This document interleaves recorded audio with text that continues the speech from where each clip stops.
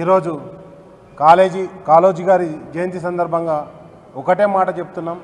ఉస్మానియా యూనివర్సిటీలో విద్యార్థులుగా ఉన్నప్పుడు తెలంగాణ ఉద్యమంలో పాల్గొనడానికి మాకు ఎవరైతే మోటివేషన్ ఇచ్చిన కాళోజీ గారి రచనలు కావచ్చు, అదేవిధంగా ఆయన ఒక గొప్ప మాట చెప్పిండు. ప్రాంతేతరుడు మోసం చేస్తే ప్రాంతం దాటేదాకా తరిమికొట్టు, ప్రాంతం వాడే మోసం చేస్తే ఈ ప్రాంతంలోనే పాతిపెట్టు అని చెప్పేసి కాళోజీ గారు ఏదైతే చెప్పారో, ఈరోజు కాళేశ్వరాన్ని పడావు పెట్టి బంకంచెర్లను బతికేయడానికి ఈ రాష్ట్ర ముఖ్యమంత్రి చేస్తున్నటువంటి ఏదైతే దుశ్చర్య ఉన్నదో, ఈరోజు కంప్లీట్గా తెలంగాణను పడావు పెట్టడానికి కుట్రపూరితంగా ఈ రాష్ట్ర ముఖ్యమంత్రి రేవంత్ రెడ్డి గారు ఏదైతే చేస్తున్నారో, కాళేశ్వరంను బతికించుకోవాల్సిన ఆవశ్యకత ఉంది.